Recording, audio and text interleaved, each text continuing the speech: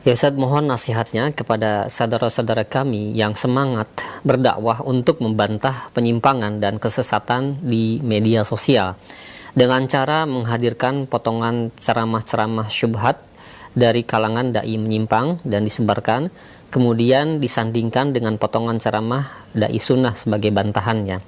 Bolehkah hal tersebut dilakukan? Lalu bagaimana cara terbaik untuk membantah mereka di mana ceramah-ceramah dai menyimpang tersebut tersebar di media sosial? Iya. Alhamdulillah wassalatu wassalamu ala Rasulillah. Tentang masalah ini antum perhatikan ya. Untuk membantah rudud kepada ahlul bidah, ahlus syirik, ahlus zaig dan yang lainnya. Ini adalah tugasnya orang yang berilmu. Tugasnya orang berilmu, para ulama. Bukan tugas antum. Untuk rudud itu harus dia menguasai ilmu. Al-Quran was sunnah ala fahmi salaf. Sekarang kalau udah media sosial, itu hatta setan juga jadi ustad. Setan jadi ustad. Namanya ustad setan. Gitu. Karena kita nggak tahu siapa dia. Iya kan? Siapa orang itu? Kadang-kadang juga diambil potongan, diadu domba. Ini namanya kata Nabi apa? SAW. Namam.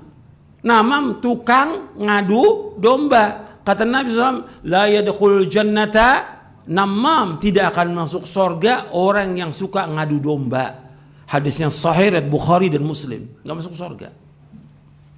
Dan juga kita lihat orang bantah juga orang-orang yang bodoh, jahil murakkab, sebagian ruwaibidah, orang yang ngerti agama, dia muncul bicara soal masalah umat ini.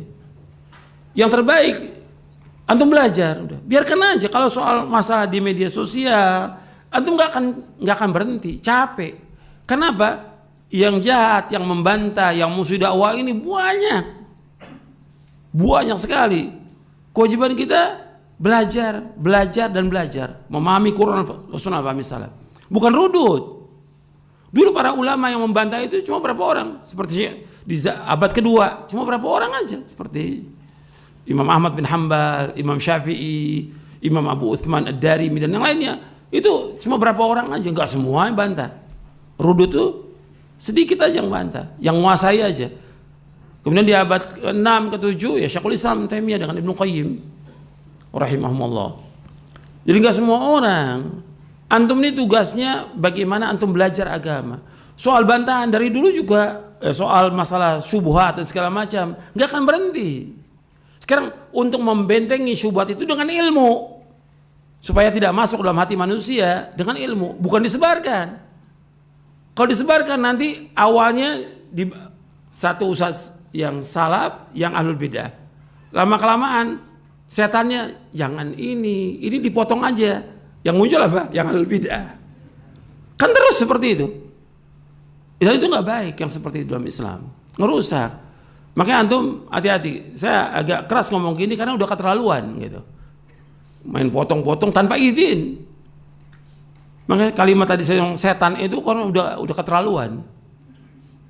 Bayangkan antum ustaz sunnah, antum hinakan dengan seperti itu. Akhirnya mereka juga ngambil lagi, karena antum yang ngajarkan, dia ambil juga potongan dari ceramah saya, dibantah lagi sama ahlul bidah. Enggak akan ada habisnya.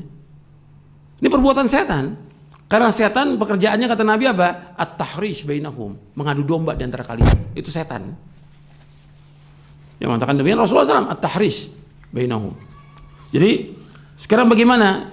Biarkan aja kalau memang ada ustadz yang memang punya keahlian untuk membantah, dia boleh, tapi dia udah ahli. Kalau enggak usah. Yang penting bagi kita bagaimana kita mengajarkan ilmu kepada umat ini.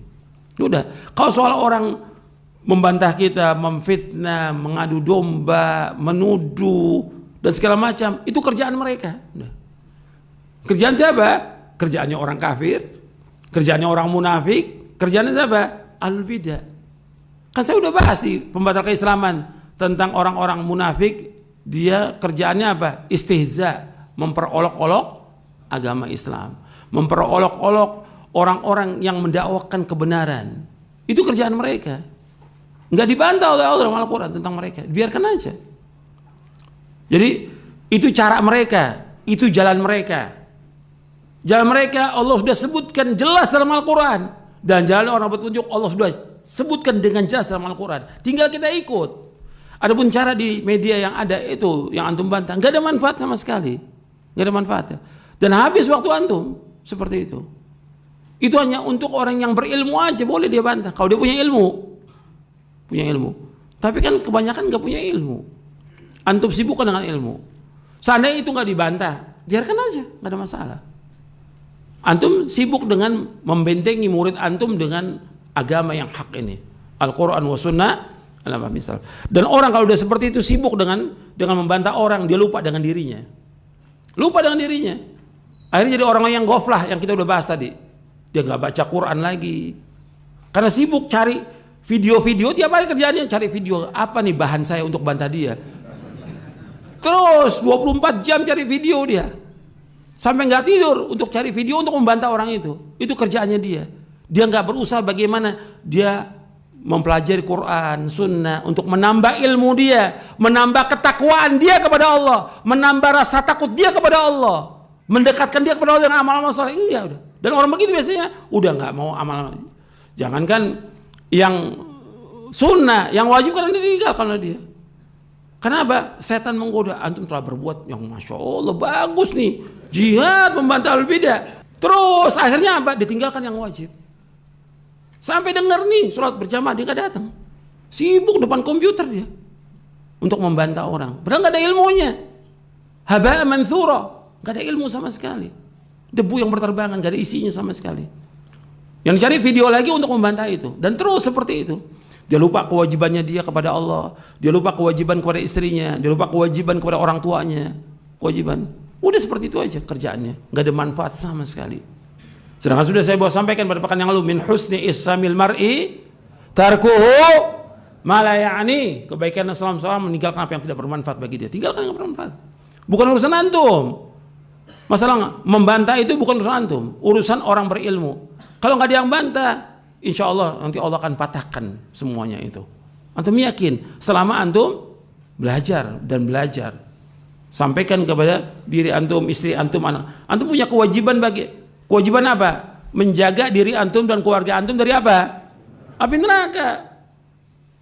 Bukan kewajiban menjaga kaum muslimin antum. Ya ayyuhalladzina amanu qu anfusakum wa ahlikum nar. Allah juga menyebutkan, antum perhatikan ya.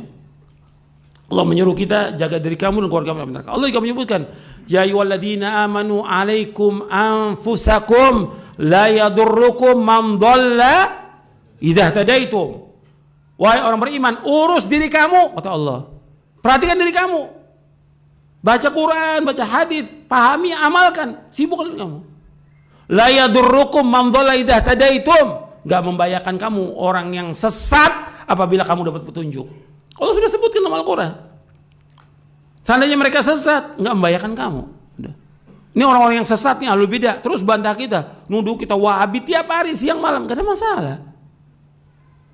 La yadurrukum man dhalla idza tadaitum. Enggak membahayakan kamu orang yang sesat apabila kamu dapat petunjuk. Meskipun dia caci maki kita tiap hari, enggak membahayakan kita sama sekali. Itu maksudnya tuh. Selama kita bertakwa dan selama kita sabar. Wa in tasbiru wa tattaqu la yadurrukum kaidum syai'a. Innallaha bima ya'maluna muhit. Dalam surah Ali Imran. Jika kalian sabar dan kalian bertakwa kepada Allah, enggak akan membahayakan itu. Makarnya mereka, rencananya mereka, tipu daya mereka, enggak akan membahayakan kalian. Dan Allah meliputi semua. Ilmunya Allah meliputi segala sesuatu. Dan tuan perhatikan tuh masalah itu. Jangan disibukkan dengan rudut, sibukkan dengan ilmu. Saya ingatkan kepada talibul ilm dan kepada para ustadz, sibukkan dengan ilmu. Sibukkan dengan ilmu. Ilmu udah. Belajar ilmu, belajar. Apa di zaman sahabat nggak ada yang sesat? Ada nggak? Ada. Ketika setelah wafatnya Rasulullah, ketika para sahabat bertemu dengan tabi'in, ada nggak orang yang sesat? Ada. Tapi sahabat membantah, cukup sahabat aja, karena mereka berilmu. Allah sebutkan dalam Al-Quran, sahabat orang berilmu. Zaman tabi'in juga ada, cuma nggak semua orang. Berapa orang berilmu yang membantah? Zaman tabi'in, zaman a'imah. Enggak seperti sekarang semua orang ikut berbicara yang bukan berilmu. nggak boleh dalam Islam. Akhirnya lama-kelamaan seperti tadi saya sebutkan, sesat nantinya. Dan itu yang paling berbahaya, membinasakan dia nanti. Kau udah bisa ngebantah ahlul bid'ah, timbul apa di situ? Ujub. Termasuk yang membinasakan manusia apa? Ujub. Minal muhlikat. Membinasakan manusia. Binasa nanti dia. Dengan dia ujub dengan dirinya. Saya bisa bantah fulan, habis. Bagaimana dia bertakwa kepada Allah, bagaimana dia takut kepada Allah, itu yang harus dipupuk pada dirinya dengan belajar. Dan itu lama waktunya sampai dia wafat. Dan didik istri anaknya di atas Islam dan sunnah ala fahmi salaf. Dan bagaimana mereka bertakwa kepada Allah dan takut kepada Allah SWT. Mudah-mudahan yang saya sampaikan bermanfaat untuk saya dan untuk sekalian. Wassalamualaikum warahmatullahi wabarakatuh.